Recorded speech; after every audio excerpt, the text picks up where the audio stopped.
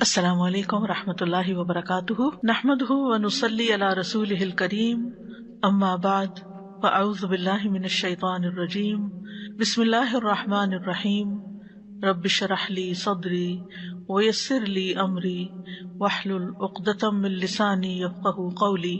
آج ہم قیامت کے دن کی آسانی کی دعائیں پڑھیں گے۔ ارشاد ربانی ہے، اے لوگو اپنے رب سے ڈرو، بے شک قیامت کا زلزلہ بہت بڑی چیز ہے۔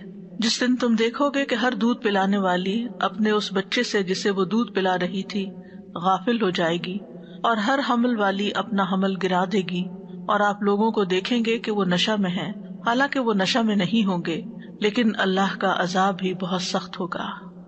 ان آیات میں قیامت کے دن کی ہولناکی کا بیان ہے۔ قیامت کا ایک تعارف کرایا گیا ہے، وہ دن جس دنیا میں ہم رہتے ہیں، جس دنیا کو ہم دیکھتے ہیں، ہر چیز تہس نہس ہو جائے گی۔ ہم سب جانتے ہیں کہ دنیا کی یہ زندگی عارضی ہے، ٹیمپرری ہے، چند دن کی ہے، اور اس کا انجام زوال ہے، فنا ہے، اسے ختم ہونا ہے، اور اصل زندگی اس کے بعد شروع ہوگی، جس کو کوئی زوال نہیں، جسے کبھی ختم نہیں ہونا۔ اس دنیا کو اللہ نے امتحان گاہ بنایا ہے، اور اس کے بعد نتیجے کا دن ہے جو قیامت کا دن ہے۔ اس دن انسان کو اپنے رب سے ملاقات کرنی ہے، اور وہ دن ہوگا جس دن انسان کو اس کے اعمال کا جو اس نے اس دنیا میں کیے پورا بدلہ دے دیا جائے گا۔ سورۃ انشقاق میں اللہ تعالیٰ فرماتے ہیں، یا ایھا الانسان انک کادح الی ربک کدحا فملاقیہ، اے انسان بے شک تو مشقت کرتے کرتے اپنے رب کی طرف جانے والا ہے، پھر اس سے ملنے والا ہے۔ یعنی دنیا میں ایک مشکل کے بعد دوسری، دوسری کے بعد تیسری، امتحانوں سے گزرتے گزرتے ایک دن تم اپنے رب سے جا ملو گے، اور یہ ملاقات حقیقی ملاقات ہے۔ اور جو شخص یہ سمجھتا ہے کہ وہ رب کی طرف نہیں لوٹے گا، وہ بہت بڑے دھوکے میں ہے۔ موت کے بارے میں تو کسی کو شک نہیں، ہر شخص یقین رکھتا ہے کہ موت آئے گی، لیکن موت کے بعد کیا ہوگا اس کے بارے میں دنیا کے انسانوں کی اکثریت غافل ہے، انہیں کچھ پتہ نہیں کہ کل کیا ہونے والا ہے۔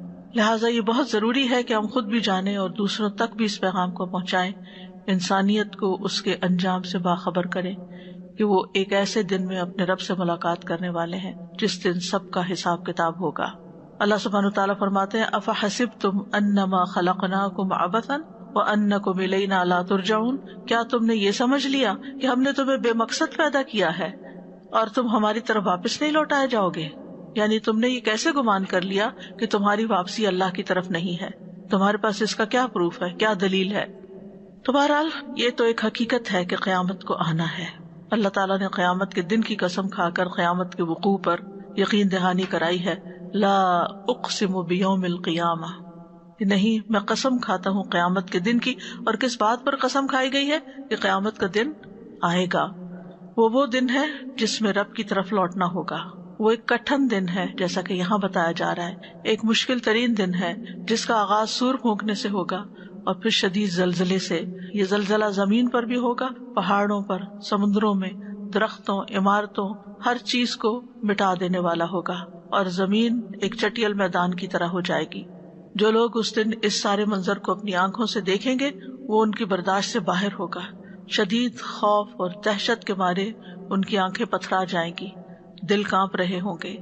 مائیں اپنے بچوں کو دودھ پلانا بھول جائیں گی، حاملہ عورتوں کے حمل ساقط ہو جائیں گے، ہر آدمی اپنا ہوش کھو بیٹھے گا، یوں لگے گا جیسے انہوں نے کوئی ایسی چیز پی رکھی ہے کہ جس سے ان کے ہوش مارے گئے ہیں۔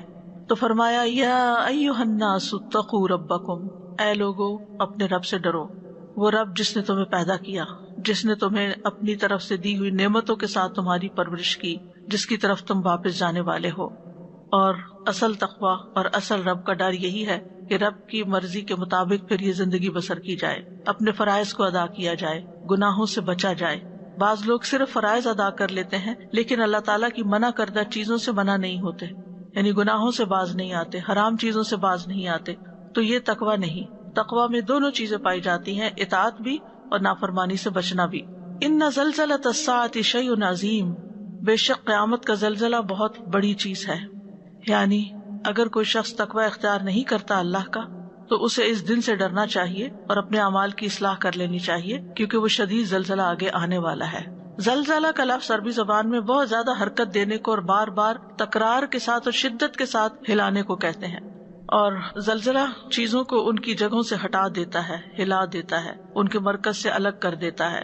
تو یہاں زلزلۃ الساعہ کی بات کی جا رہی ہے کہ ساعہ کا زلزلہ، ساعہ کہتے ہیں قیامت کو، یعنی قیامت کا زلزلہ جو ہے وہ بہت بڑی چیز ہے، اور یہ اس دن کے واقع ہونے کا آغاز ہوگا، ابتدا ہوگی. اور جب اللہ تعالیٰ کسی چیز کو عظیم کہہ دیتے ہیں تو وہ واقعی عظیم ہوتی ہے. ان زلزلۃ الساعۃ شیء عظیم، یعنی اللہ سبحانہ وتعالیٰ کے الفاظ میں یہ بہت بڑی چیز ہے جس کی ہولناکی کا کوئی اندازہ نہیں کر سکتا.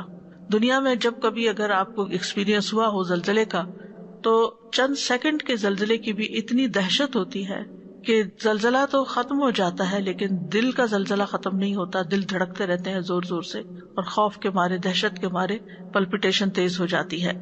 اور یہ زلزلہ تو اس وقت تک ختم ہی نہیں ہوگا جب تک کہ قیامت واقع نہیں ہو چکے گی.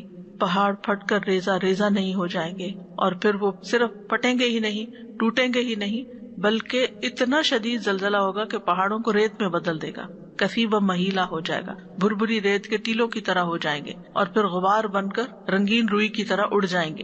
آسمان پھٹ جائے گا، چاند اور سورج بے نور ہو جائیں گے، ستارے بکھر جائیں گے، اور ایسا خوف ہوگا کہ بچے بھی بوڑھے ہو جائیں گے، بچوں کو بوڑھا کر دے گا. یوم یجعل الولدان شیبا، جیسے سورۃ المزمل میں آتا ہے. سورۃ واقعہ میں آتا ہے وحملت الارض والجبال فدکتا دکتا واحدہ فیومئذ وقعت الواقعہ. زمین اور پہاڑ اٹھا لیے جائیں گے، پھر دونوں ایک ہی چوٹ میں خوب ریزہ ریزہ کر دیے جائیں گے، تو اس دن واقع ہونے والی یعنی قیامت واقع ہو جائے گی. اور یہاں فرمایا یوم ترونہا تذہل کل مرضعۃ عما ارضعت، اس دن ہر دودھ پلانے والی اپنے دودھ پیتے بچے کو بھول جائے گی. تذہل، ذہول انسان کی وہ کیفیت ہوتی ہے جس میں اس کو کوئی پتہ نہیں ہوتا وہ کہاں ہے، یعنی ایک طرح سے بے ہوشی کی کیفیت، اور انسان کی عقل کھو جاتی ہے. اور ذہول اس بھلانے کو کہتے ہیں جسے بھولنا نہیں چاہیے، یعنی ماں کسی بھی حال میں اپنے بچے کو نہیں بھولتی کہ کہیں بچے کو لے گئی اور وہاں اس کو چھوڑ کے آ گئی ہو، یا کسی بھی اعتبار سے اس کے کان ہر وقت، اس کی نگاہیں ہر وقت بچے کا پیچھا کر رہی ہوتی ہیں. لیکن یہ قیامت کا زلزلہ ایسی چیز ہوگی کہ جس میں وہ اپنے بچے کو بھی بھول جائے گی، اور یہ ایسی غفلت ہوگی جس میں خوف اور دہشت بھی ہوگا. عربی زبان میں دودھ پلانے والی عورت کو مرضع کہتے ہیں، ہاں کے بغیر، اور مرضعہ اس عورت کو کہتے ہیں جس وقت وہ دودھ پلا رہی ہوتی، پلانے کی حالت، یعنی جس وقت بچہ دودھ پی رہا ہوتا ہے تو اس ماں کو مرضعہ کہتے ہیں. اور اگر ویسے کوئی عورت نرسنگ کر رہی ہو تو وہ مرضع کہلاتی ہے، کیونکہ عربی زبان میں وہ صفات جو صرف عورتوں کے لیے ہیں ان کے ساتھ تا نہیں لگائی جاتی، جیسے حامل، مرضع، حائض. یہ اردو میں حائضہ بنا دیتے ہیں یہ پر، لیکن جس وقت وہ اس کام میں مشغول ہے تو اس کی وجہ سے اس کو مرضعہ کہا گیا ہے. یعنی مطلب یہ ہے کہ ایک ماں اپنے بچے کو دودھ پلا رہی ہوگی کہ وہ اپنی بریسٹ کو اس کے منہ سے نکال کے بچے کو پھینک کے اس سے غافل ہو جائے گی، بے خبر ہو جائے گی. یعنی وہ بچہ جو اسے سب سے زیادہ عزیز ہوتا ہے اس وقت وہ اس کی پرواہ بھی نہیں کرے گی کہ وہ کدھر جاتا ہے. ابھی میں سوچ رہی تھی کہ جو سیلاب آیا ہے اس میں بہت سے بچے بھی بہہ گئے ہیں نا. تو بچے کیوں بہہ گئے؟ اس لیے کہ ماں باپ یا بچوں کو اٹھاتے یا پھر خود بھاگتے. تو جب ایسی تکلیفیں اور ایسی آزمائشیں آتی ہیں تو انسان کو جب اپنی جان کی پڑ جاتی ہے تو پھر وہ ہر چیز بھول جاتا ہے. یہ تو دنیا کی مصیبتیں ہیں نا، جن میں انسان اپنے پیاروں کو بھول گیا وقتی طور پر، چاہے بعد میں کتنی بھی ریگریٹس ہوں یا کتنی بھی پریشانیاں ہوں. جو بوڑھے ہیں، جو چل نہیں سکتے، جو بھاگ نہیں سکتے، جو بھاگ سکتے تھے وہ ریلا آتے ہوئے دیکھ کے بھاگ کے پہاڑوں پہ چڑھ گئے، لیکن جو نہیں چڑھ سکتے تھے وہ پانی کے اندر بہ گئے. تو قیامت کی ہولناکی بھی کچھ اسی طرح ہوگی، بلکہ اس سے کئی گنا زیادہ شدید ہوگی کہ اس وقت ہر چیز اس کو بیکار لگے گی. اور آپ دیکھیے کہ انسان اگر غور کرے تو جتنا کچھ بھی انسان کے پاس اس دنیا میں ہے وہ اصل میں اس کا ہے نہیں.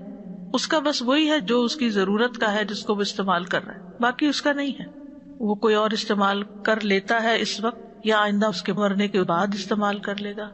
اور بعض اوقات انسان اپنی زندگی میں ان پریشانیوں کا شکار رہتا ہے، میرے پاس گھر نہیں ہے، میرے پاس گاڑی نہیں ہے، میرے پاس فلان چیز نہیں، میرے پاس فلان چیز نہیں. ٹھیک ہے، انسان کے پاس ضرورت کی چیزیں ہونی چاہیے، لیکن بہت سے لوگ ہیں جن کے پاس 2 وقت کا کھانا بھی نہیں. تو اگر انسان ان سے اپنی کیفیت کو کمپیئر کرے تو بہت اچھے حال میں ہے. تو جو ملا ہے اس پر شکر کم کرتے ہیں، اور جو نہیں ہے اس پر پریشانی کا اظہار زیادہ کرتے ہیں. لیکن ہر روز کوئی نہ کوئی واقعہ، کوئی نہ کوئی کہانی ایسی سنتے ہیں کہ انسان کو دنیا کی حقیقت سمجھ آتی ہے لیکن آ کر بھی نہیں آتی. ریسنٹلی کوئی واقعہ مجھے بتا رہا تھا کہ ایک شخص نے شادی کی، اس سے بچے ہوئے، پھر اس نے دوسری شادی کی تو پہلے بیوی بچے کہیں چلے گئے اور مڑ کے رابطہ نہیں کیا. اب یہ خود بھی فوت ہو گیا، دوسری بیوی بھی فوت ہو گئی. اب جو بچہ ہے اس کے پاس ساری پراپرٹی آ گئی. اب وہ سوچتا ہے کہ وہ میرے بہن بھائی دوسرے جو تھے ان کا بھی حصہ بنتا ہے، لیکن ان کی کوئی خبر نہیں کہ کہاں ہے. پھر ہوا یہ کہ اس شخص نے اپنی ایک پراپرٹی بیچی تھی، جس کے ہاتھ بیچی وہ بھی فوت ہو گیا، لیکن وہ ابھی ٹرانسفر نہیں ہوئی تھی اس کے نام. وہ فوت ہو گیا، اب وہ پراپرٹی بھی اس شخص کے پاس آ گئی.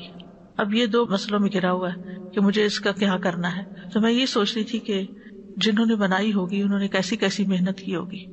اور جب بھی کوئی انسان مکان خریدتا ہے یا پراپرٹی خریدتا ہے یا کوئی بھی ایسی چیز، تو کیا کیا سوچ کے خریدتا ہے. اور اپنی فکر کے بعد یا اپنی فکر کے ساتھ ہی اپنی اولادوں کی فکر ہوتی ہے، ان کا کچھ بن جائے، اور اپنا پیٹ کاٹ کر بھی ان کو دے رہا ہوتا ہے. لیکن اگر انسان سوچے تو یہ سب کچھ انسان دوسروں کے لیے چھوڑ کر چلا جاتا ہے، اور بعض اوقات تو حلال کا ہوتا ہے اور بعض اوقات حرام کا بھی جمع کر رہا ہوتا ہے اپنی جان کی قیمت لگا کر. یعنی اس کا یہ مطلب نہیں کہ انسان کو گھر نہیں خریدنا چاہیے یا اس کے پاس کوئی چیز ہونی چاہیے اپنی وسعت کے مطابق، لیکن اس میں کوئی ایسے طریقے اختیار نہ کرے کہ جن کی بنا پر اس کی اپنی جان تو آگے پکڑی جائے اور پیچھے والے جو ہیں ان کے نزدیک ان چیزوں کی کوئی خاص اہمیت نہ ہو. تو بہرحال انسان اس دن دنیا کے سونے چاندی کو یاد نہیں کرے گا، اپنی کسی پراپرٹی کو یاد نہیں کرے گا، اپنی پیاری سے پیاری چیز کو یاد نہیں کرے گا. صرف اور صرف اس کو فکر ہوگی کہ میں اپنے ساتھ کیا لایا ہوں، میرا زاد راہ کیا ہے، میرا عمل کیا ہے جس پر میرا سروائیول ہو. کیونکہ آخرت میں تو صرف ایک ہی چیز دیکھی جائے گی اور وہ عمل ہے، اور اسی میں ہم سب سے پیچھے رہتے ہیں. وہ چیزیں جو ہمیں کل کام آنی ہے آج اپنے ہاتھ سے دے کر وہ ہم بھول جاتے ہیں. وَتَدَعُ كُلُّ ذَاتِ حَمْلٍ حَمْلَهَا، جہاں دودھ پلانے والی دودھ پیتے بچے سے غافل ہوگی وہاں حاملہ عورتیں اپنے حمل گرا دیں گی، یعنی ابورٹ ہو جائیں گے. یعنی اتنی شدت ہوگی، اتنا ہول ہوگا، اتنا خوف ہوگا، اتنی گھبراہٹ ہوگی کہ عورت حمل کو سنبھال نہ سکے گی. وَتَرَى النَّاسَ سُكَارَىٰ، یہ تو ان عورتوں کا حال ہے، اور باقی لوگ تم دیکھو گے کہ جیسے کوئی نشہ پیے ہوئے ہیں. وَمَا هُمْ بِسُكَارَىٰ، حالانکہ وہ نشے میں مبتلا نہیں ہوں گے، یعنی عقل مدہوش ہوئی بھی ہوگی، ان کو کچھ سمجھ نہیں آ رہا ہوگا کہ یہ ہو کیا رہا ہے. وَلَٰكِنَّ عَذَابَ اللَّهِ شَدِيدٌ، لیکن اللہ کا عذاب بڑی سخت چیز ہے. یعنی کہ یہ اللہ کا عذاب ہی ہوگا ایک طرح سے، جس کی وجہ سے انسان کی عقل ماری جائے گی، دل خالی ہو جائیں گے، گھبراہٹ کے مارے دل اچھل کر حلق میں آ رہے ہوں گے، آنکھیں خوف کے مارے پتھرا رہی ہوں گی، اور اب کوئی باپ بیٹے کے کام نہیں آئے گا اور بیٹا باپ کے کام نہیں آئے گا، کوئی کسی کو نہیں پوچھے گا. اور حساب کے وقت بھی لوگوں کی یہی حالت ہو رہی ہوگی. تو ان آیات سے یہ پتہ چلتا ہے کہ قیامت کا آنا برحق ہے، یقینی طور پر آئے گی، کیونکہ اللہ تعالیٰ نے خود اس کی خبر دی ہے. سورۃ القیامہ میں بھی آتا ہے لا اقسم بیوم القیامہ ولا اقسم بالنفس اللوامہ ایحسب الانسان ان لن نجمع عظامہ بلا قادرین علی ان نسوی بنانا. نہیں میں قیامت کے دن کی قسم کھاتا ہوں، اور نہیں میں بہت ملامت کرنے والے نفس کی قسم کھاتا ہوں. کیا انسان گمان کرتا ہے کہ بے شک ہم کبھی اس کی ہڈیاں اکٹھی نہیں کریں گے؟ کیوں نہیں، ہم انہیں اکٹھا کریں گے، اس حال میں کہ ہم قادر ہیں کہ اس کی انگلیوں کے پورے درست کر کے بنا دیں. یعنی انسان سمجھتا ہے کہ اللہ تعالیٰ مٹی سے دوبارہ انسان کیسے بنائے گا، ہم تو انگلیاں بھی ان کے نشانوں کے ساتھ دوبارہ بنا دیں گے. نبی صلی اللہ علیہ وسلم کو قیامت کی اتنی فکر ہوتی تھی کہ بعض اوقات رات کو اٹھ کر لوگوں کو خبردار کرتے تھے. ابی ابن کعب کہتے ہیں جب رات کا تہائی حصہ گزر جاتا تو رسول اللہ صلی اللہ علیہ وسلم اٹھ کھڑے ہوتے اور فرماتے اے لوگو اللہ کو یاد کرو، اے لوگو اللہ کو یاد کرو. آ گئی کانپنے والی، اور اس کے بعد زلزلے کا ایک اور جھٹکا آ پڑے گا. آ گئی موت اپنی سختیوں کے ساتھ. جاءت الراجفۃ تتبعها الرادفۃ جاء الموت بما فیہ. تو قیامت کے آنے میں کوئی دیر نہیں ہوگی، کچھ مشکل نہیں ہوگی. آنکھ جھپکنے کی دیر میں قیامت آ جائے گی. اور پھر یہ کہ اللہ تعالیٰ نے اس کا وقت بھی کسی کو نہیں بتایا کہ وہ کب آئے گی، اس لیے انسان کو اس کے لیے ہمیشہ تیار رہنا چاہیے.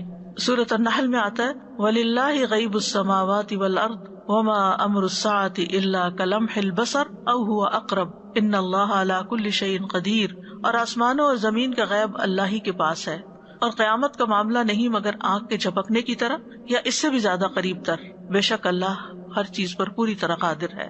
جب دنیا کا خاتمہ ہوگا اور قیامت کا آغاز ہوگا تو اس دنیا میں کیا کیا تبدیلیاں آئیں گی، قرآن مجید کی روشنی میں ہم دیکھتے ہیں کہ سب سے پہلے زمین اور آسمان میں تبدیلی ہو جائے گی. یہ زمین ایسی زمین نہیں رہے گی، یہ آسمان ایسا آسمان نہیں رہے گا، یعنی زمین اور آسمان تبدیل ہو جائیں گے.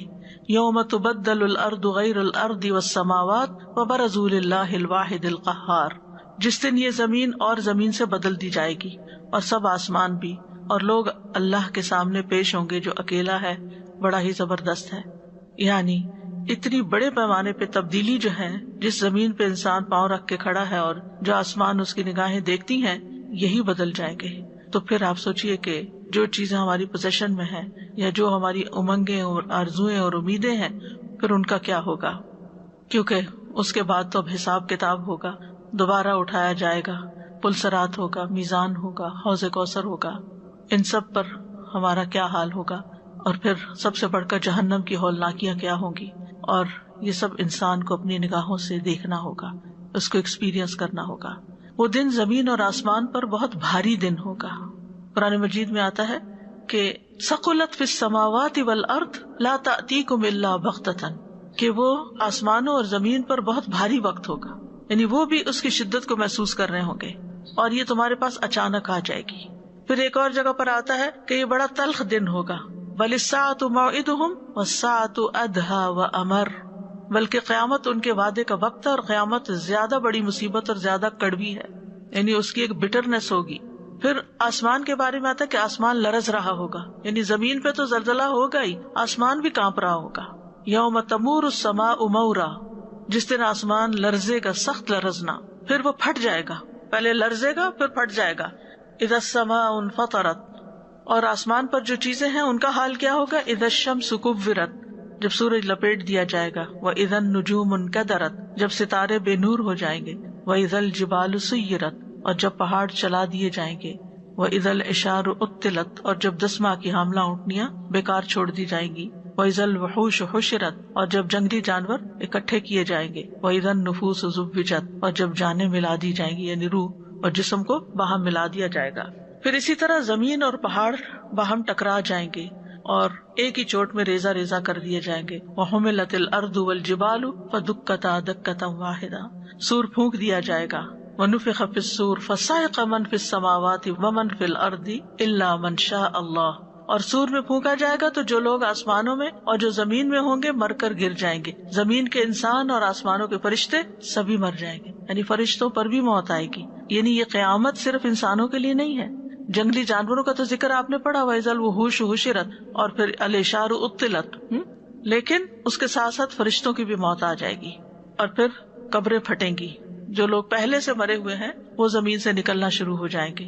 یوم تشقق الارض عنہم سراعا ذلک حشر علینا یسیر، جس دن زمین پھٹے گی اس حال میں کہ وہ تیز دوڑنے والے ہوں گے. اور یہ ایسا اکٹھا کرنا جو ہمارے لیے بہت آسان ہے، یعنی لوگ قبروں سے نکلتے چلے جائیں گے اور حشر کی طرف بھاگنا شروع کر دیں گے، اور پھر سب مخلوق ایک جگہ اکٹھی ہوگی، ایک شخص بھی بھاگ نہ سکے گا. وَيَوْمَ نُسَيِّرُ الْجِبَالَ، جس دن ہم پہاڑوں کو چلا دیں گے. وَتَرَى الْأَرْضَ بَارِزَةً، اور تم زمین کو بالکل چٹیل ہموار، جیسے حدیث میں آتا ہے کہ سفید میدے کی روٹی کی طرح ہو جائے گی، ہموار سیدھی، تاکہ وہاں پر حشر کا میدان قائم ہو. وَحَشَرْنَاهُمْ، اور ہم ان سب کو اکٹھا کر لیں گے. فَلَمْ نُغَادِرْ مِنْهُمْ أَحَدًا، تو ان میں سے ہم کسی ایک کو بھی نہیں چھوڑیں گے. پھر اس کے بعد یہ ہے کہ انسانوں کے علاوہ جانوروں کو بھی زندہ کیا جائے گا دوبارہ. وَإِذَا الْوُحُوشُ حُشِرَتْ، جب وحشی جانور اکٹھے کر دیے جائیں گے، اور ان کا تو آپ کو معلوم ہے کہ حساب کتاب کر کے ان کے مظالم کا بدلہ چکا کے ان کو مٹی کر دیا جائے گا. لوگوں کو ننگے پاؤں، ننگے بدن اور بے ختنہ اٹھایا جائے گا جیسے کہ وہ پہلی دفعہ پیدا ہوئے تھے. ہر انسان اپنی نیت پر اٹھایا جائے گا، اس لیے نیت کتنی امپورٹنٹ ہے.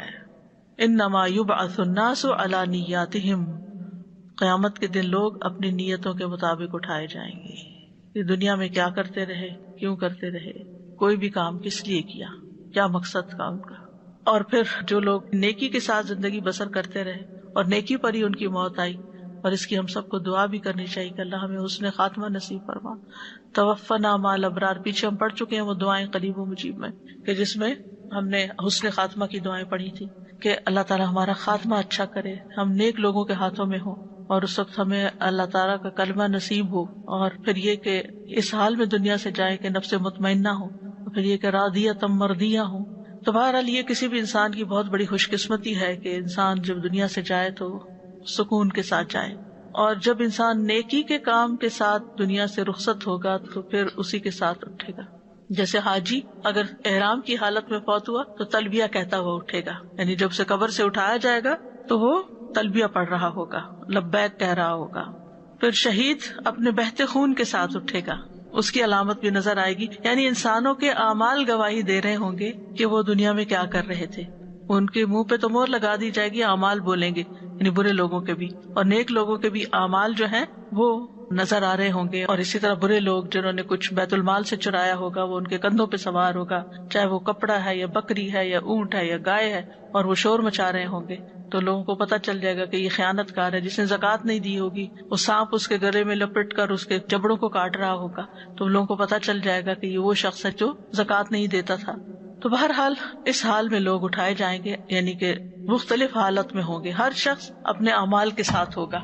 تو ہمیں بھی دیکھنا چاہیے کہ ہماری زندگی کا اکثر حصہ کس مصروفیت میں گزرتا ہے، کن کاموں میں گزرتا ہے. پھر حشر کا میدان کیسا ہوگا؟ جیسا کہ قرآن مجید سے ہمیں پتہ چلتا ہے کہ اسی زمین کو بدل کر اسے حشر کا میدان بنا دیا جائے گا. یوم تبدل الارض غیر الارض والسماوات. حدیث میں آتا ہے قیامت کے دن لوگوں کا حشر سفید اور سرخی آمیز زمین پر ہوگا، جیسے میدے کی روٹی صاف اور سفید ہوتی ہے. اس زمین پر کسی چیز کا کوئی نشان نہ ہوگا، کسی چیز کا کوئی نشان، بالکل پلین سیدھا صاف ستھرا، جیسے سفید ماربل ہوتا ہے ایسے سفید ہوگا. لوگوں کے اوپر خوف اور دہشت طاری ہوگی، کیونکہ انہیں سمجھ آ رہی ہوگی کہ وہ کیوں کھڑے کیے گئے ہیں یہاں پر. یوم یخرجون من الاجداث سراعا. جس دن وہ قبروں سے تیز دوڑتے ہوئے نکلیں گے، کأنہم الی نصب یوفزون. جیسے وہ کسی گاڑے ہوئے نشان کی طرف دوڑے جا رہے ہوں، یعنی بالکل فوکسڈ ہوں گے گاڑے ہوئے نشان کی طرف. جیسے آپ دیکھیں ریس ہوتی ہے نا، ریس لگاتے ہیں تو وہ نشان آگے لگا ہوتا ہے کہ یہاں تک آپ نے آنے سے آگے نہیں جانا. تو وہ جو دوڑنے والا ہوتا ہے وہ اسی کو سامنے رکھ کے دوڑ رہا ہوتا ہے، تو بس وہاں تک جانا ہے اور اسی کے مطابق اپنی سپیڈ کو رکھتا ہے. تو قیامت کے دن بھی لوگ جو دوڑ رہے ہوں گے وہ اسی نشان تک جائیں گے، اس سے آگے نہیں جا سکیں گے. لیکن سب لوگ پاؤں پہ نہیں دوڑ رہے ہوں گے، کچھ لوگ منہ کے بل بھی چلائے جائیں گے، کچھ لوگ پیدل ہوں گے، کچھ سواری پر ہوں گے. نبی صلی اللہ علیہ وسلم نے فرمایا تم قیامت کے دن پیدل اور سوار اٹھائے جاؤ گے، اور کچھ لوگ ایسے بھی ہوں گے جنہیں منہ کے بل گھسیٹا جائے گا. جن لوگوں نے دنیا میں رب کا اقرار نہیں کیا، کفر اختیار کیا، وہ وہاں پر تمنا کریں گے وَيَقُولُ الْكَافِرُ يَا لَيْتَنِي كُنتُ تُرَابًا. اب یہ زمین میدان بن چکی ہے، ہر چیز سیٹل ہو گئی ہے، لوگ حساب کے لیے کھڑے ہیں. اب یہ جو میدان ہے حشر کا، اس میں شدید گرمی ہوگی، بہت گرم جگہ ہوگی. ابن عمر کہتے ہیں نبی صلی اللہ علیہ وسلم سے روایت کرتے ہوئے کہ آپ نے یوم یقوم الناس لرب العالمین، جس دن لوگ رب العالمین کے لیے کھڑے ہوں گے، اس کی تفسیر میں فرمایا لوگوں میں سے کچھ نصف کانوں تک کے پسینے میں ڈوبے ہوئے ہوں گے. ایک اور حدیث میں آتا ہے بخاری کی، قیامت کے دن لوگ پسینے میں شرابور ہو جائیں گے، اور حالت یہ ہوگی کہ ہر کسی کا پسینہ زمین پر 70 ہاتھ تک پھیل جائے گا اور منہ تک پہنچ کر کانوں کو چھونے لگے گا، یعنی اتنی بری حالت ہوگی پسینے سے. پھر اللہ تعالیٰ اور فرشتوں کا نزول ہوگا، وجاء ربک والملک صفا صفا. تیرا رب آئے گا اور فرشتے جو صف در صف ہوں گے، نے پورے لائنوں میں ڈسپلن کے ساتھ، جیسے فوجی ایک ڈسپلن کے ساتھ سیدھے لائنوں میں چل رہے ہوتے ہیں، ایسے ہی اللہ کے یہ فوج جو ہے فرشتوں کی، وہ بھی پورے ڈسپلن کے ساتھ آ جائے گی. نبی صلی اللہ علیہ وسلم نے فرمایا اس وقت تمہارا کیا حال ہوگا جب اللہ تمہیں 50,000 سال کے لیے اس طرح اکٹھا کر دے گا جس طرح تیر کو کمان میں ڈالا جاتا ہے. پھر اللہ تمہاری طرف نظر بھی نہیں کرے گا، یعنی جب چاہے گا پھر حساب لے گا. یعنی یہ عام انسانوں کا حال ہوگا، لیکن مومن کے لیے یہ دن سورج ڈھلنے سے غروب ہونے تک ہے، ٹھیک ہے، یعنی اس کی مدت کم ہوگی. لوگ گھبرا کر انبیاء کے پاس جائیں گے، حضرت آدم کے پاس جائیں گے، پھر حضرت نوح کے پاس جائیں گے، ابراہیم علیہ السلام کے پاس جائیں گے، موسیٰ علیہ السلام کے پاس جائیں گے، عیسیٰ علیہ السلام کے پاس جائیں گے، اور کہیں گے کہ آپ اپنے رب کے حضور شفاعت کیجیے، آپ دیکھ رہے ہیں ہم کس حال کو پہنچے ہیں. لیکن ہر پیغمبر کوئی نہ کوئی عذر بیان کر کے اس کو آگے بھیج دے گا، حتیٰ کہ نبی صلی اللہ علیہ وسلم آگے بڑھیں گے، عرش تلے پہنچ کر اپنے رب عز و جل کے آگے سجدے میں گر پڑیں گے. تو آپ کو کہا جائے گا کہ سر اٹھائیے، شفاعت کیجیے، آپ کی بات سنی جائے گی. پھر آپ کی شفاعت سے حساب کتاب شروع ہوگا. جہنم بھی سامنے لائی جائے گی اور دکھائی جائے گی. وجیء یومئذ بجہنم یومئذ یتذکر الانسان وانى له الذکریٰ. اس دن جہنم کو لایا جائے گا اور اس دن انسان نصیحت حاصل کرے گا، اور اس کے لیے وہ وقت کہاں نصیحت حاصل کرنے کا. جہنم کافروں کے سامنے پیش کی جائے گی. وَأَرَدْنَا جَهَنَّمَ يَوْمَئِذٍ لِّلْكَافِرِينَ عَرْضًا. کیسے پیش کی جائے گی؟ حدیث میں آتا ہے اس دن جہنم کی 70,000 لگامیں ہوں گی، اور ہر ایک لگام کو 70,000 فرشتے پکڑے ہوئے کھینچ رہے ہوں گے. یعنی اتنی بڑی اور اتنی شدت کے ساتھ وہ کفار کے سامنے لا کر پیش کی جائے گی اور ان کو دکھائی جائے گی فزیکلی. جب جہنم گناہگاروں کو دیکھے گی تو اور جوش مارے گی. یعنی جہنم کو بھی اللہ تعالیٰ ایک سینس دے دے گا. اذا رأتهم من مکان بعید سمعوا لها تغیظا وزفیرا.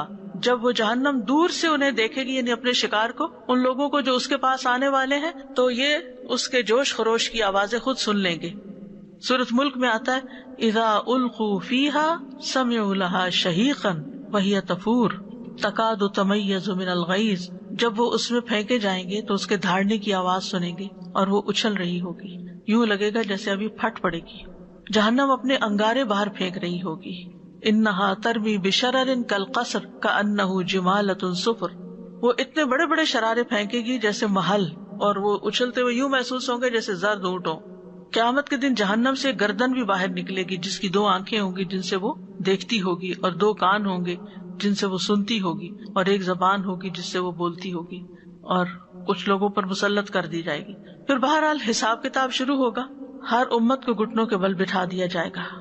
وَتَرَىٰ كُلَّ أُمَّةٍ جَاثِيَةً كُلُّ أُمَّةٍ تُدْعَىٰ إِلَىٰ كِتَابِهَا الْيَوْمَ تُجْزَوْنَ مَا كُنتُمْ تَعْمَلُونَ. تو تم ہر امت کو گھٹنوں کے بل گرا ہوا دیکھو گے. ہر امت اپنے اعمال نامے کی طرف بلائی جائے گی. آج تمہیں اس کا بدلہ دیا جائے گا جو تم کیا کرتے تھے. اور اس طرح پھر اللہ سبحانہ وتعالیٰ بندوں کے درمیان فیصلہ کریں گے. نامہ اعمال تقسیم کیے جائیں گے سب کے سامنے، یعنی ہر ایک کا اعمال نامہ اس کے دائیں یا بائیں ہاتھ میں دے دیا جائے گا. وَإِذَا الصُّحُفُ نُشِرَتْ. اور کہتے ہیں کہ نامہ اعمال اڑ اڑ کر لوگوں کے ہاتھوں میں پہنچ رہا ہوگا. کچھ لوگ دائیں ہاتھ میں لیں گے اور کچھ لوگوں کے بائیں ہاتھ میں ہوگا، اور وہ لے کر پیچھے کو چھپا لیں گے. مومنوں کی عزت و تکریم ہوگی. وہ جب اپنا نامہ اعمال دیکھیں گے تو خوش ہو جائیں گے اور وہ کہیں گے ہاؤم اقرؤوا کتابیہ، آؤ میرا اعمال نامہ پڑھو. انی ظننت انی ملاق حسابیہ. مجھے یقین تھا کہ میرا حساب ہونے والا ہے. یعنی یہ سب دیکھا جائے گا. آپ دیکھیں جو چیز ڈسپلے ہوتی ہے آپ اس کو کس طرح بناتے ہیں، اس کی ایک ایک نوک پلک سنوارتے ہیں. یعنی اگر آپ کو وہ کپڑے پہننے ہو جو سب دیکھنے والے ہیں، جیسے دلہن کے کپڑے ہوتے ہیں، کچھ ایک ایک کریز، ایک ایک بل، ایک ایک چیز، اس کی اسٹائل، ہر چیز فکس کی جاتی ہے تاکہ کوئی چیز خراب نہ لگے. تو اگر ہمیں یہ یقین ہو کہ ہمارے سارے اعمال سامنے آ جائیں گے تو ہم ایک ایک عمل کو خوبصورت بنا کے کریں کہ یہ سب دیکھیں گے. دنیا میں دکھاوے کا بڑا شوق ہوتا ہے کہ لوگ دیکھیں میں کتنی نیک ہوں. مومن کا یہ شوق قیامت کے دن پورا ہو جائے گا. سب کے سامنے اس کا اعمال نامہ جب آئے گا اور وہاں وہ دکھاوا نہیں ہوگا. تو یہاں دکھانے کی بجائے وہاں کی فکر کرنی چاہیے کہ اس دن میرا حال کیا ہوگا، میں کیسی کتاب پکڑے ہوئے ہوں گا. سورۃ اسراء میں آتا ہے وَكُلَّ إِنسَانٍ أَلْزَمْنَاهُ طَائِرَهُ فِي عُنُقِهِ وَنُخْرِجُ لَهُ يَوْمَ الْقِيَامَةِ كِتَابًا يَلْقَاهُ مَنشُورًا اقْرَأْ كِتَابَكَ كَفَىٰ بِنَفْسِكَ الْيَوْمَ عَلَيْكَ حَسِيبًا.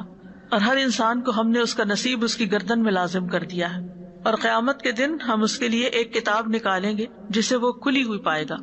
کہا جائے گا پڑھو اپنی کتاب، آج تم اپنے اوپر خود ہی حساب لینے کے لیے کافی ہو.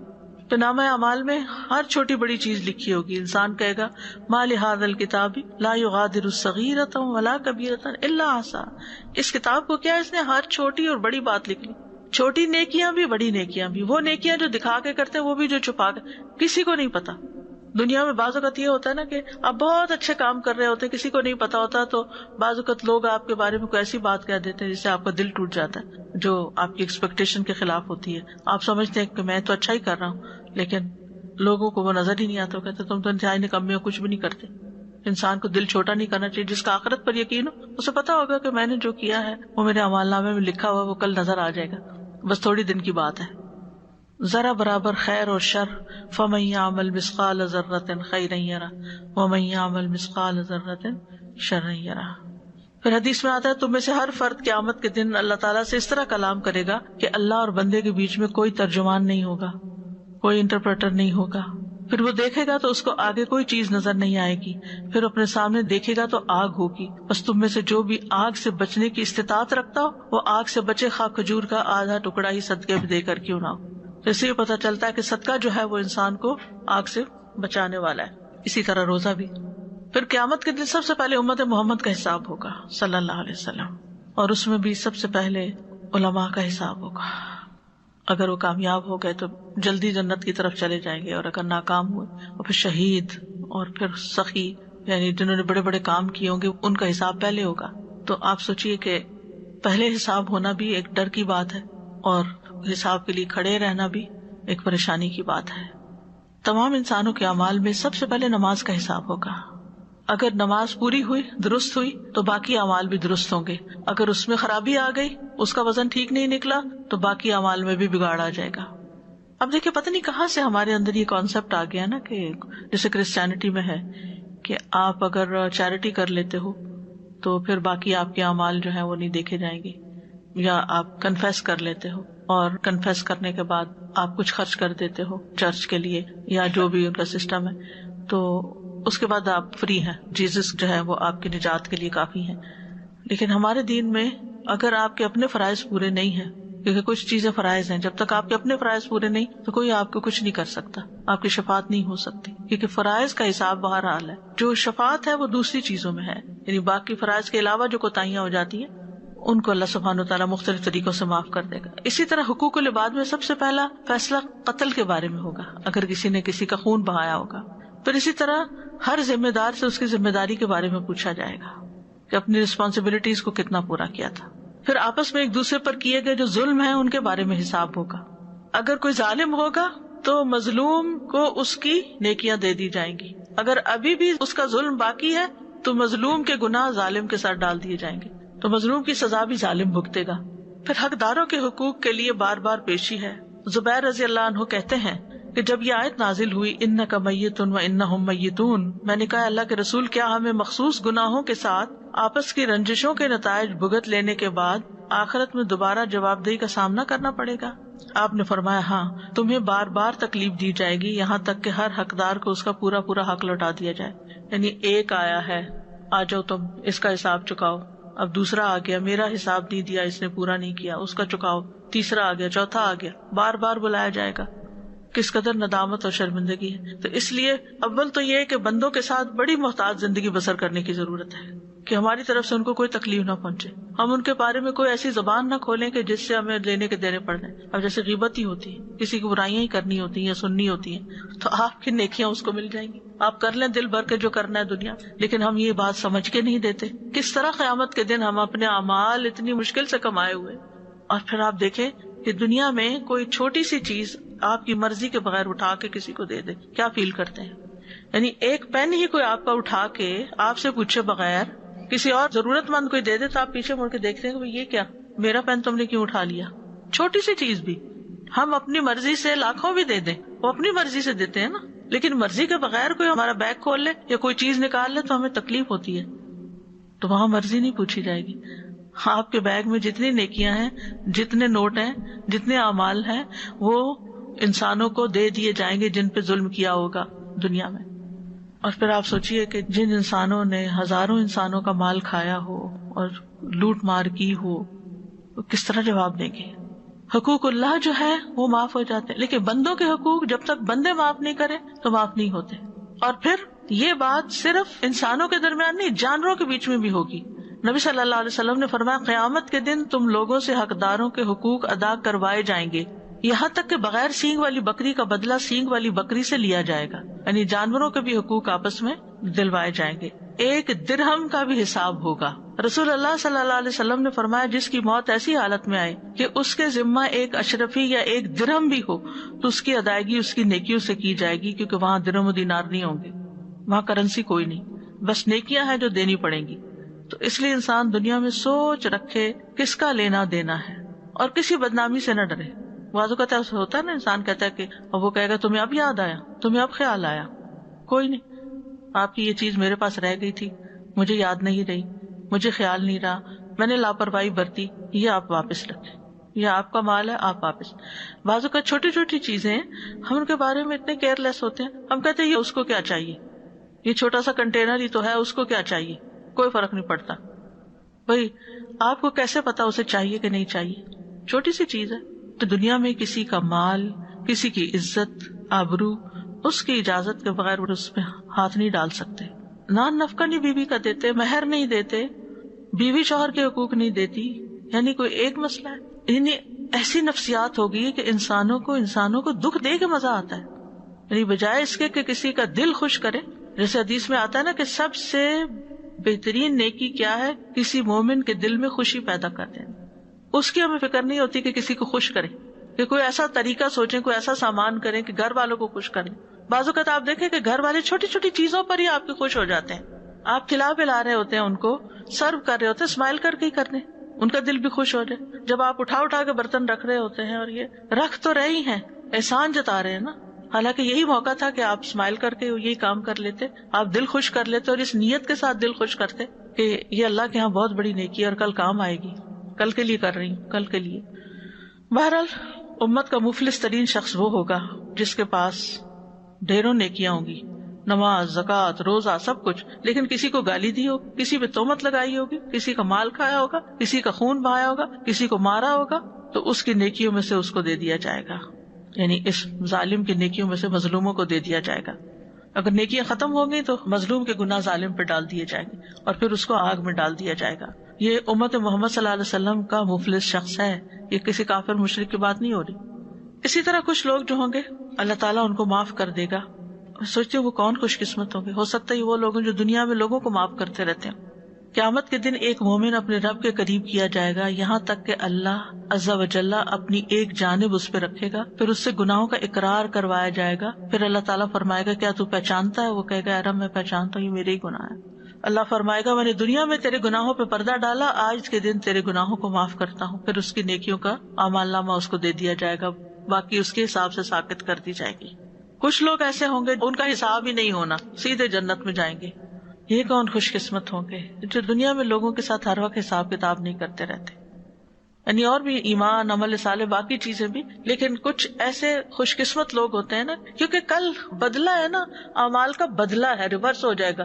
یعنی یوم الدین ہے نا، یعنی جو آج ہاں آپ کر رہے ہیں نا، کل ویسا ہی آپ کے ساتھ ہونے والا ہے. آپ دوسروں کو معاف کر دیتے ہیں، آپ کو بھی معاف کر دیا جائے گا. آپ دوسروں کے دل خوش کرتے ہیں، آپ کے بھی خوش کر دیا جائے گا. آپ دوسروں کے ساتھ بھلا کرتے ہیں، آپ کے ساتھ بھی بھلائی ہو جائے گی. دوسروں کی پردہ پوشی کرتے ہیں، دوسروں کی عزت کی حفاظت کرتے ہیں، دوسروں کی مصیبتوں میں کام آتے ہیں، دوسروں کی ضروریات پوری کرتے ہیں، یہ ساری چیزیں کل آپ کے اعمال نامے میں ریفلیکٹ ہوں گی اور اس کے مطابق آپ کے ساتھ عمل کیا جائے گا. کسی بہرے کو سنوا دینا، کسی کو راہ دکھا دینا، چھوٹی سی بات کسی کو بتا کے اس کا مسئلہ حل کر دینا، یہ ساری چیزیں قیامت کے دن کے مسائل حل کر دیں گی. پھر شفاعت ہوگی. جنت کے دروازے کے پاس ہی مقام محمود ہے. سلمان رضی اللہ عنہ کہتے ہیں کہ قیامت کے دن سورج کو 10 سال کی گرمی دے دی جائے گی، پھر اسے لوگوں کے سروں کے قریب کر دیا جائے گا. پھر لوگ نبی صلی اللہ علیہ وسلم کے پاس آئیں گے اور وہ کہیں گے اے اللہ کے نبی، آپ کی ذات وہ ہے کہ اللہ نے آپ کو فتح عطا کی، اللہ نے آپ کے اگلے پچھلے گناہ معاف کر دیے، آپ بخوبی دیکھ رہے ہیں کہ ہم لوگ کس حال میں، اتنی گرمی، بس آپ ہمارے لیے رب سے سفارش کر دیجئے. آپ فرمائیں گے میں تمہارا ساتھی ہوں. چنانچہ آپ نکل کر لوگوں کے درمیان سے گزریں گے یہاں تک کہ آپ جنت کے دروازے تک پہنچ جائیں گے، اور آپ دروازے میں سونے کے کڑے کو پکڑ کر دروازہ کھٹکھٹائیں گے. تو کہا جائے گا کہ کون؟ آپ فرمائیں گے میں محمد ہوں. چنانچہ آپ کے لیے دروازہ کھول دیا جائے گا یہاں تک کہ آپ اللہ عز و جل کے سامنے کھڑے ہوں گے، سجدہ ریز ہو جائیں گے. تو آپ کو آواز دی جائے گی آپ اپنا سر اٹھائیے، آپ کو دیا جائے گا، سفارش کیجیے، آپ کی سفارش قبول کی جائے گی. یہی مقام محمود ہے. پھر حوض کوثر ہے جس کا ذکر انا اعطیناک الکوثر میں آتا ہے. نبی صلی اللہ علیہ وسلم سے ملاقات حوض کوثر پر ہوگی. اس سے پہلے حساب کتاب ہوگا، اللہ سبحانہ تعالیٰ سے ملاقات ہوگی. آپ صلی اللہ علیہ وسلم نے فرمایا میں تم سے پہلے جا کر حوض کوثر پر پانی کا انتظام کرنے والا ہوں. حدیث میں آتا ہے کوثر جنت کی ایک نہر ہوگی جس کے دونوں کنارے سونے کے ہوں گے، اس کا پانی موتیوں پر بہتا ہوگا، یعنی زمین کے اوپر موتیوں کی شکل میں سنگریزے ہوں گے. اس کا پانی دودھ سے زیادہ سفید اور شہد سے زیادہ شیریں ہوگا. جو اس کا ایک گھونٹ بھی پی لے گا وہ کبھی پیاسا نہ ہوگا، اور اس کے چہرے کا رنگ کبھی سیاہ نہ ہوگا. یعنی اس کا ایک گھونٹ پانی کا اتنا فائدے کا ہوگا. لیکن کچھ لوگ وہاں سے محروم کر دیے جائیں گے، اور وہ کون ہوں گے؟ جو دین میں بدعات ایجاد کرتے ہیں، نئی نئی باتیں اپنے پاس سے ایجاد کرتے ہیں. پھر پل صراط ہوگا، یہ استرے کی دھار سے یا تلوار کی دھار سے زیادہ تیز دھار ہوگا اور بال سے زیادہ باریک ہوگا. اس کے دونوں طرف لوہے کی کنڈیاں ہوں گی. پل صراط کے دونوں طرف لوہے کے آنکڑے ہوں گے، جیسے کرین ہوتی ہے پکڑنے والی، اور جس آدمی کے بارے میں حکم ہوگا اس کو پکڑ لیا جائے گا بیچ میں، وہ آگے نہیں جائے گا. بعض ان آنکڑوں سے یا ان کانٹوں سے زخمی ہو جائیں گے، کچھ نجات پا جائیں گے، بعض کو وہیں سے نیچے گرا دیا جائے گا اوندے منہ آگ میں. ابو ہریرہ کہتے ہیں قسم اس ذات کی جس کے ہاتھ میں ابو ہریرہ کی جان ہے، جہنم کی گہرائی 70 سال کی مسافت کے برابر، یعنی پل صراط سے نیچے اس کھائی میں گرائے جائیں گے. پل صراط کے دو طرف کیا ہوگا کچھ یاد ہے آپ کو؟ صلہ رحمی اور امانت. جو رشتہ داروں کے حقوق ادا نہیں کرتا، رشتہ داروں کے ساتھ ڈنڈی مارتا ہے اور ان کو ستاتا ہے اور ان کا حق ادا نہیں کرتا، تو وہ اپنا حق لینے کھڑے ہوں گے، یعنی کہ صلہ رحمی ہوگی. اب اصل شکل کیا ہوگی اللہ ہی بہتر جانتا ہے، لیکن وہ پھر آگے نہیں جا سکیں گے، وہ پکڑے جائیں گے. اسی طرح جو امانت میں خیانت کریں. پل صراط پر اندھیرا ہوگا، ہر شخص کا نور پرسنل ہوگا، ہر ایک کو اپنا ذاتی نور دیا جائے گا. منافقین کا نور بجھا دیا جائے گا، مومن نجات پا جائیں گے اور منافق اپنے انجام کو پہنچ جائیں گے. قرآن مجید میں بھی اس کا ذکر آتا ہے، سورۃ مریم کی آیت نمبر 71 اور 72 میں، وَإِن مِّنكُمْ إِلَّا وَارِدُهَا كَانَ عَلَىٰ رَبِّكَ حَتْمًا مَّقْضِيًّا ثُمَّ نُنَجِّي الَّذِينَ اتَّقَوْا وَنَذَرُ الظَّالِمِينَ فِيهَا جِثِيًّا. اور تم میں سے جو بھی کوئی ہے اس پہ وارد ہونے والا ہے، یہ ہمیشہ سے تیرے رب کے ذمے قطعی بات ہے جس کا فیصلہ کیا ہوا ہے. پھر ہم ان لوگوں کو بچا لیں گے جو ڈر گئے اور ظالموں کو اس میں گھٹنوں کے بل گرے ہوئے چھوڑ دیں گے. استغفر اللہ. لوگ اعمال کے مطابق رفتار کے ساتھ گزریں گے. رسول اللہ صلی اللہ علیہ وسلم نے فرمایا تم میں سے پہلا آدمی بجلی کی طرح گزر جائے گا، اس کے بعد وہ لوگ پل صراط سے گزریں گے جو آندھی کی طرح گزریں گے، تیز ہوا کی طرح، اس کے بعد پرندوں کی رفتار سے، پھر اس کے بعد آدمیوں کے دوڑنے کی رفتار سے گزریں گے، پھر ہر آدمی اپنے اعمال کے مطابق رفتار سے گزرے گا. یعنی جو دنیا میں نیکیوں میں دوڑ لگاتا تھا وہ آخرت میں بھی دوڑ کے گزر جائے گا، اور جو دنیا میں سست رہتا وہ وہاں بھی آہستہ ہی چلے گا، تیز نہ چل سکے گا. کچھ لوگ گھسٹ کر پہنچیں گے، کچھ لوگ کرال کرتے ہوئے، رینگتے ہوئے، کچھ لوگ عاجز آ جائیں گے، ان کو چلنے کی طاقت ہی نہیں رہے گی، وہ بیٹھ جائیں گے اور بیٹھ کر گھسٹ گھسٹ کے چل رہے ہوں گے. لوگ گروہ در گروہ جہنم میں جا رہے ہوں گے. جو پل صراط سے نجات پائیں گے ان کے پہلے گروہ کے چہرے 14ویں رات کے چاند کی طرح ہوں گے، اور جو آخری انسان وہاں سے گزرے گا اس کے بارے میں مسند احمد میں آتا ہے سب سے آخر میں جنت میں داخل ہونے والا وہ آدمی ہوگا جو پل صراط پر چلتے ہوئے کبھی اوندا گرا جاتا ہوگا، کبھی چلنے لگے گا، کبھی آگ کی لپٹ اس کو جھلسا دے گی، یعنی بڑی مشکل میں ہوگا وہ. جب وہ پل صراط عبور کر چکے گا تو اس کی طرف پلٹ کے پیچھے دیکھے گا کہ میں کیا کراس کر کے آیا ہوں، کہے گا تبارک الذی نجانی منک لقد آتانی اللہ ما لم یؤت احدا من الاولین والآخرین. بڑی بابرکت ہے وہ ذات جس نے مجھے تجھ سے نجات دی، اللہ نے یہ مجھے ایسی نعمت عطا فرمائی جو اولین و آخرین میں سے کسی کو نہیں، یعنی کہ مجھے جنت تک پہنچا دیا. وہ اتنا خوش ہو جائے گا، شکر گزار ہو جائے گا. جنت میں داخلے سے پہلے بھی صفائی ہوگی، انسانوں کی دلوں کی صفائی بھی ہوگی اور ظاہر کی بھی ہوگی. ظاہر قبر سے نکلے ہیں، حشر کے میدان ہیں اور پل صراط پر پسینے میں ڈوبے ہوئے تو سارے میلے ہو چکے ہوں گے، تو وہاں نہلائے دھلائے جائیں گے اور صاف ستھرے کر کے جنت میں بھیجے جائیں گے. اور نہ صرف یہ کہ فزیکلی بلکہ حقوق و لباد کے معاملے میں بھی ایک دوسرے سے قصاص دلوایا جائے گا.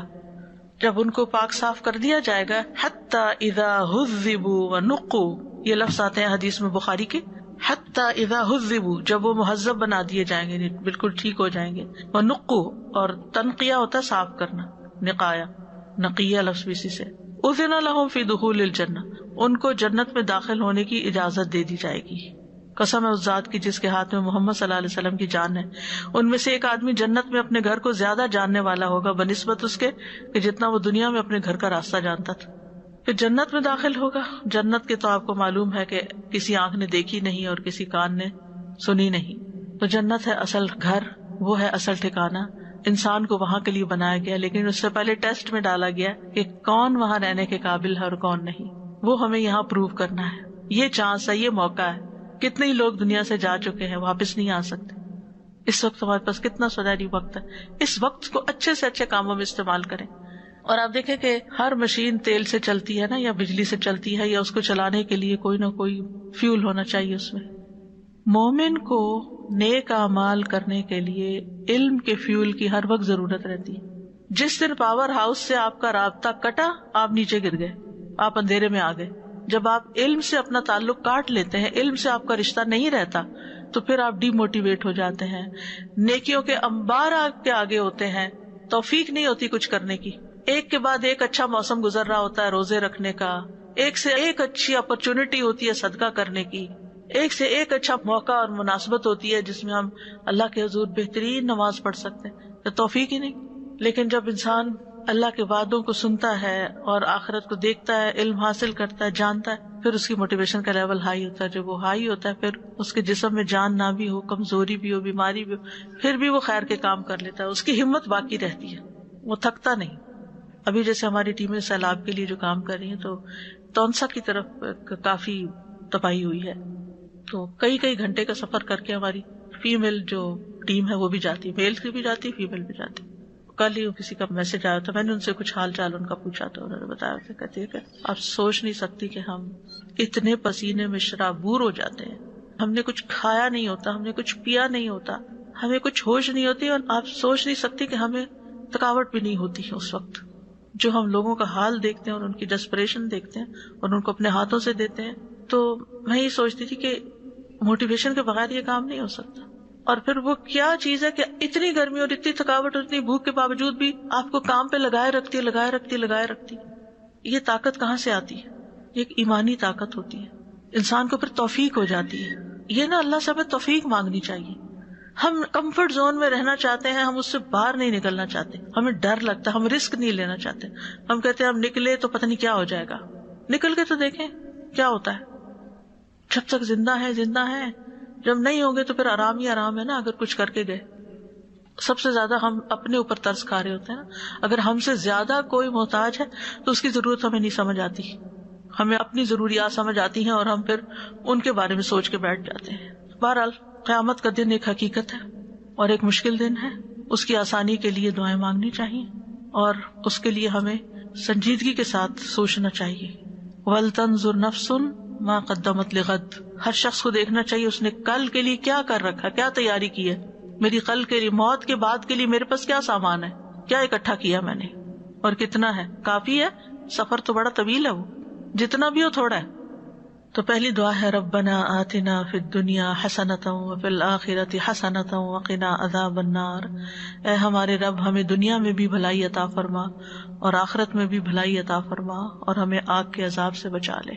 یہ دعا سب سے زیادہ جامع اور کامل دعا ہے جو آخرت کی مصیبتوں کے لیے فائدہ دیتی ہے۔ اس کو تمام دعاؤں پہ ترجیح دینی چاہیے، ٹاپ پہ رکھنا چاہیے، اور اس کو پڑھنا نہ بھولیں۔ نبی صلی اللہ علیہ وسلم کی ان دعاؤں میں سے جو آپ کثرت سے پڑھتے تھے اور اس کی ترغیب بھی دیتے تھے، اللہ ہمیں توفیق دے دے، کیونکہ جب ہم مانگتے ہیں نا تو پھر اللہ سبحانہ و تعالیٰ ہمیں نیکیوں کی بھی توفیق دیتا ہے۔ حسنہ میں سبھی کچھ آ جاتا ہے، یعنی نعمتیں بھی آتی ہیں اور نیکیوں کی توفیق بھی آتی ہے، نفع مند علم اور عمل صالح سب کچھ آ جاتا ہے۔ اور آخرت کی بھلائیوں میں سے تو پھر رب کی رضا اور رب کے چہرے کا دیدار اور جنت اور نیک اعمال کا وزن باری ہونا، دائیں ہاتھ میں نامہ اعمال دیا جانا، قبر اور حشر اور آگ کی سزاؤں سے بچ جانا، اللہ تعالیٰ کا قرب حاصل کرنا، اور پھر اسی طرح وقنا عذاب النار، یہ خاص طور پر الگ طور پہ بتائی گئی حسنہ کے بعد، یعنی ان اعمال سے ہماری حفاظت ہو جو آگ میں لے جانے کا سبب ہے، اور ان اعمال کی توفیق ہو جو آگ سے نکلنے کا سبب ہے، بچنے کا سبب ہے۔ پھر ہے ربنا اغفر لی ولوالدی وللمؤمنین یوم یقوم الحساب، یہ بھی بہت زبردست دعا ہے۔ اے ہمارے رب مجھے بھی بخش دے، میرے ماں باپ کو بھی اور ایمان والوں کو بھی جس دن حساب کتاب قائم ہوگا۔ یہ ابراہیم علیہ السلام کی دعا ہے۔ ابن کثیر کہتے ہیں ہر دعا مانگنے والے کو چاہیے کہ وہ اپنے لیے، اپنے والدین کے لیے اور اپنی اولاد کے لیے دعا کرے، ہر انسان کو یہ کرنا چاہیے۔ پھر ہے ربنا اتمم لنا نورنا واغفر لنا انک علی کل شیء قدیر، اے ہمارے رب ہمارے لیے ہمارا نور پورا کر دے اور ہمیں بخش دے، یقیناً تو ہر چیز پر خوب قادر ہے۔ یعنی یہ نور ہمارا قائم اور جاری رہے یہاں تک کہ جنت میں پہنچ جائیں، خاص طور پر پل صراط سے بچانے کی، اندھیرے سے بچانے کی۔ پھر قیامت کی رسوائی سے بچنے کی دعا ہے ربنا وآتنا ما وعدتنا علی رسلک ولا تخزنا یوم القیامہ انک لا تخلف المیعاد، اے ہمارے رب تو ہمیں عطا کر جس کا تو نے اپنے رسولوں کی زبانی ہم سے وعدہ کیا ہے، اور ہمیں قیامت کے دن رسوا نہ کرنا، بے شک تو وعدے کی خلاف ورزی نہیں کرتا۔ پھر اللہم انی اسألک العافیۃ فی الدنیا والآخرہ، دنیا میں بھی عافیت کے ہر طرح کی مصیبتوں، آزمائشوں، سختیوں، تکلیفوں سے جو دنیا میں بندے کو نقصان دیتی ہیں، اللہ ہمیں ان سے بچا لے، اور آخرت میں عافیت کے وہاں کی ہر طرح کی ہولناکیوں سے، حشر کی، قبر کی اور پلسرات کی اور جہنم کی، ان سب سے ہمیں نجات عطا کر۔ اسی سے ملتی جلتی دعا ہے اللہم انی اسألک المعافاۃ فی الدنیا والآخرہ، اے اللہ میں تجھ سے دنیا اور آخرت میں درگزر کیے جانے کا سوال کرتا ہوں، عفو کا سوال کرتا ہوں، یعنی سلامتی اور نجات کا سوال کرتا ہوں کہ اللہ تعالیٰ ہمیں دنیا میں بھی ہر شر سے، لوگوں کے شر سے، جانوروں کے شر سے، اندھیرے کے شر سے، ہر چیز کے شر سے جو اللہ نے پیدا کی ہمیں محفوظ رکھے، اور اللہ تعالیٰ ہمیں ان تمام چیزوں سے جو ہمیں تکلیف دینے والی ہیں بچا کر رکھے، اور ہمیں بے نیازی عطا کرے اور ہر تکلیف کو ہم سے ہٹا دے، اور آخرت میں بھی اسی طرح کہ گناہوں کے برے نتائج سے ہم بچ جائیں۔ پھر ہے اللہم انی اعوذ بک من ضیق الدنیا و ضیق یوم القیامہ، اے اللہ میں تیری پناہ مانگتا ہوں دنیا کی تنگی سے اور قیامت کے دن کی تنگی سے۔ یہ بھی بڑی اچھی دعا ہے۔ یعنی دنیا کی تنگی کیا ہے؟ جیسے انسان کے دل کا تنگ ہونا، بخل ہونا، دل کی گھبراہٹ، غم، پریشانی، ہارٹ کی، سینے کی کنسٹرکشن، کیونکہ یہ چیزیں انسان کو عبادت سے دور کر دیتی ہیں۔ جب انسان کے اوپر ایک ڈپریشن سا ہوتا ہے، ایک اداسی سی ہوتی ہے، تو اس کی عقل ماری جاتی ہے۔ غم کی حالت میں انسان کو یاد ہی نہیں رہتا اس نے کیا کیا کام کرنے تھے۔ جب آپ ایکٹیو ہوتے ہیں، نشیط ہوتے ہیں، تو آپ کہتے ہیں میں یہ بھی کر لوں، یہ بھی کر لوں، ایسے ایسے آئیڈیاز آپ کو آنے لگتے ہیں کہ آپ کہاں سے کہاں پہنچ جاتے ہیں، اور اگر آپ غمگین ہوتے ہیں تو سب چھوڑ کے کپڑا لپیٹ کے لیٹ جاتے ہیں، اپنی بھی ہوش نہیں ہوتی۔ تو اس لیے غموں سے پناہ مانگنی چاہیے، دنیا کی تنگی سے، پھر اسی طرح رزق کی تنگی ہو یا باقی گھر کی تنگی ہو یا لوگوں سے تنگی ہو، ہر تنگی سے نجات، اور آخرت کی تنگی بھی اسی طرح، قبر کی تنگی ہے، حشر کے دن کی تنگی۔ پھر اللہم لا تخزنی یوم القیامہ، اللہ مجھے قیامت کے دن رسوا نہ کرنا۔ پھر اللہم احسن عاقبتنا فی الامور کلہا واجرنا من خزی الدنیا وعذاب الآخرہ، اے اللہ تمام معاملات میں ہمارا انجام اچھا فرما اور ہمیں دنیا کی رسوائی اور آخرت کے عذاب سے محفوظ فرما۔ یہ بھی بہت ہی خوبصورت، یعنی ہمارے جتنے بھی معاملات ہیں ان کو بہتر کر دے اور ان کا انجام اچھا ہو، اینڈ اچھا ہو۔ یعنی دنیا میں جو بھی ہم کوئی پروجیکٹ شروع کریں، جو بھی ہم کوئی کام شروع کریں، کسی بھی چیز پر ہم محنت کریں، اس کا کوئی نتیجہ نکلے، مثلا کوئی فصل اگائی ہے تو اس کا پھل کھا سکیں، اس سے فائدہ اٹھا سکیں، کچھ پڑھائی شروع کی ہے تو اس امتحان کو پاس کر کے کوئی ڈگری، اور اس ڈگری سے کوئی فائدہ اٹھا سکیں۔ یعنی یہ نہیں کہ ہم محنت کرتے جائیں کرتے جائیں کرتے جائیں، نتیجہ کچھ بھی نہ نکلے، وہیں کے وہیں کھڑے ہو۔ کوئی کاروبار کریں تو اس کے اندر نفع ہو، کوئی جاب کرے تو اس کے اندر ترقی ہو، فائدہ ہو۔ یعنی کوئی بھی کام کرے، جو علم حاصل کریں اس پر عمل کرنے والے ہوں، جو غذا کھائیں وہ ہمارے جسم کو لگنے والی ہو، جو دوا کھائیں اس سے ہمیں شفا مل جائے اللہ کے اذن سے۔ یعنی ہر وہ قدم جو ہم اٹھائیں خیر و بھلائی کی طرف اٹھے، اور الٹیمیٹلی یہ ساری چیزیں ہماری آخرت کی کامیابی کا ذریعہ بنے۔ اللہم احسن عاقبتنا فی الامور کلہا، سارے معاملات اور ہر کام کا انجام اچھا اور پاکیزہ کر دے، خوبصورت کر دے، حسن خاتمہ کر دے۔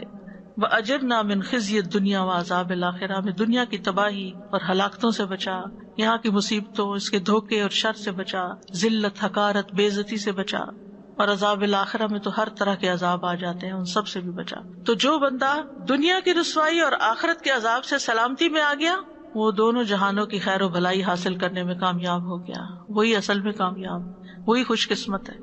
پھر ہے اللہم توفنا مسلمین واحینا مسلمین والحقنا بالصالحین غیر خزایا ولا مفتونین، اے اللہ ہمیں حالت اسلام میں موت عطا فرما، حالت اسلام میں زندہ رکھ، نیک لوگوں میں شامل فرما کہ ہم رسوا نہ ہوں اور نہ ہی کسی فتنے کا شکار ہوں۔ یعنی موت بھی اسلام کی حالت میں آئے، زندگی بھی اسلام کی حالت میں ہو کہ تیری اطاعت پر زندہ رہیں، اور ہمیں نیک لوگوں کی صحبت نصیب ہو، اور کوئی رسوائی اور فتنہ نہ ہو، دنیا میں رسوائی اور فتنے دونوں سے بچ جائیں۔ پھر اللہم توفنی مع الابرار ولا تخلفنی فی الاشرار والحقنی بالاخیار، اے اللہ مجھے نیکوں کے ساتھ وفات دینا، بروں میں نہ چھوڑ دینا۔ بعض اوقات ایسا ہوتا ہے کہ انسان کی عمر اتنی لمبی ہو جاتی ہے کہ سب اچھے اچھے لوگ دنیا سے چلے جاتے ہیں، اچھے ساتھی، اچھے دوست، اور جو اگلی نئی جنریشن ہے وہ ایمان بھی نہیں ہے ان کا، کوئی دین نہیں، کوئی اسلام نہیں، کوئی نماز نہیں، کوئی روزہ نہیں۔ اب عام طور پہ کیا ہوتا ہے کہ ایسے بزرگوں کی حالت کتنی تکلیف دہ ہوتی ہے، جنہوں نے اپنی ساری زندگی عبادت میں گزاری ہوتی ہے، کہ وہ ایسی اولاد کے ہاتھوں میں آ جائیں کہ جن کو کسی چیز کا پتہ ہی نہیں۔ تو اللہ مجھے برے لوگوں میں نہ چھوڑ دینا، وَأَلْحِقْنِي بِالْأَخْيَارِ، اور مجھے اچھے لوگوں کے ساتھ ملا دینا. یہ حضرت عمر کی دعا ہے، وہ اپنے لیے کیا کرتے تھے. پھر ہے رب اغفر لی خطیئتی یوم الدین، اے میرے رب بدلے کے دن میری خطاؤں کو معاف کر دینا. پھر اللہم قنی عذابک یوم تبعث عبادک، اے اللہ جس دن تو اپنے بندوں کو اٹھائے گا اس دن مجھے عذاب سے بچا لینا. پھر اللہم اصلح لی دینی الذی هو عصمت امری، واصلح لی دنیای التی فیہا معاشی، واصلح لی آخرتی التی فیہا معادی، واجعل الحیاۃ زیادۃ لی فی کل خیر، واجعل الموت راحۃ لی من کل شر. اے اللہ میرے دین کو درست کر دے جو میرے معاملات کا محافظ ہے، اور میری دنیا کو درست کر دے جس میں میرا رزق ہے، اور میری آخرت درست فرما دے جس میں میرا لوٹنا ہے. میری زندگی کو ہر بھلائی میں میرے لیے زیادتی کا باعث بنا دے، اور موت کو میرے لیے ہر شر سے راحت کا ذریعہ بنا دے. یعنی دنیا میں نیکیاں کرنے کی توفیق ہو جائے، رزق حلال ہو، اور مواقع حالات تیری عبادت میں مددگار ہوں. ایسی عبادت کروں جس سے تو راضی ہو جائے، گھر والوں کی اصلاح ہو، اور پھر پاکیزہ زندگی ہو، اور پھر آخرت کی اصلاح بھی ہو. اور جب تک دنیا میں زندہ رہوں علم نافع عمل صالح کے ذریعے ہر خیر میں اضافے کا باعث بنتا رہوں. اور موت کی راحت کیا ہے کہ موت کے وقت کی سختی بھی نہ ہو، پھر قبر کی سختی نہ ہو، اور آگے بھی تکلیف نہ ہو. اور پھر آخری دعا، یہ لمبی دعا کا ایک حصہ ہے، اللہم واسألک برد العیش بعد الموت، واسألک لذۃ النظر الی وجہک، والشوق الی لقائک فی غیر ضراء مضرۃ ولا فتنۃ مضلۃ. اللہم زیننا بزینۃ الایمان واجعلنا ھداۃ مہتدین. اے اللہ میں تجھ سے موت کے بعد کی زندگی کی ٹھنڈک مانگتا ہوں، اور تیرے چہرے کو دیکھنے کی لذت کا سوال کرتا ہوں، اور تجھ سے ملاقات کا شوق مانگتا ہوں، بغیر اس کے کہ کسی نقصان دہ مصیبت میں پھنسوں یا کسی گمراہ کن فتنے میں پڑوں. اے اللہ ہمیں ایمان کی زینت سے مزین کر دے، اور ہمیں ہدایت یافتہ لوگوں کا رہنما بنا دے. اس میں آپ دیکھیے کہ موت کے بعد کی ٹھنڈک مانگی گئی ہے، یعنی جب روح اوپر اٹھائی جائے میری تو وہ اچھی جگہ پہنچے، مقربین کے مقام تک جائے. دنیا میں یہ ٹھنڈک کسی کو حاصل نہیں ہو سکتی، کیونکہ یہ دنیا ناکارہ اور بیکار اور تکلیفوں اور بیماریوں سے بھری ہوئی ہے. اور پھر اللہ تیرے چہرے کی تجلی نصیب ہو جس میں کوئی پردہ حائل نہ ہو. ابن قیم کہتے ہیں کہ اس دعا میں دنیا کی سب سے پاکیزہ چیز مانگی گئی ہے، وہ ہے اللہ کی ملاقات کا شوق، اور آخرت کی سب سے پاکیزہ چیز مانگی گئی ہے اللہ کا دیدار. یعنی دنیا میں ملاقات کا شوق اور آخرت میں اللہ تعالیٰ کا دیدار. اور پھر فی غیر ضراء مضرۃ، یعنی اس دنیا کی زندگی میں کوئی ایسا نقصان حاصل نہ ہو اور نہ کوئی ایسی چیز ہو جو نقصان پہنچانے والی ہو اور اللہ کے دیدار سے محروم کرنے والی ہو. کیونکہ عام طور پر کیا ہوتا ہے کہ انسان نیک کام کر رہا ہوتا ہے، بیچ میں ہی کسی فتنے کا شکار ہو جاتا ہے کہ وہ سب کچھ چھٹ جاتا ہے، حالات میں ایسی تبدیلی آ جاتی ہے. جو انسان اتنی نیکیوں میں آگے آگے جا رہا تھا اس کے راستے میں ایسی رکاوٹ آ گئی. اصل میں دیکھا جائے تو ہمارا موت کی طرف جو سفر ہے نا، یہ ایک ہرڈل ریس ہے. اس میں جگہ جگہ ہرڈلز آتے ہیں، شیطان بہکاتا ہے، نفس ہے، لوگ ہیں، ادھر سے ادھر دائیں سے بائیں لے جاتے ہیں انسان کو. تو ایسی صورت میں یا رب تجھ سے ملاقات کے بیچ میں کوئی ایسا فتنہ نہ آئے جو اس عظیم نعمت کے ملنے میں رکاوٹ بنے، اور کوئی ایسا نقصان نہ ہو میرے عمل میں کہ جس کی وجہ سے میں تیری رحمت سے دور ہوں. اللہم زیننا بزینت الایمان وجعلنا ھداۃ مہتدین. اللہ ایمان کی زینت سے ہمارے ظاہر و باطن کو خوبصورت کر دے، اور ہمیں ہدایت یافتہ لوگوں میں وجعلنا ھداۃ مہتدین، ہدایت یافتہ لوگوں میں ہدایت دینے والا بنا دے. وآخر دعوانا ان الحمد للہ رب العالمین. سبحانک اللہم وبحمدک، اشہد ان لا الہ الا انت، استغفرک واتوب الیک. السلام علیکم ورحمۃ اللہ وبرکاتہ.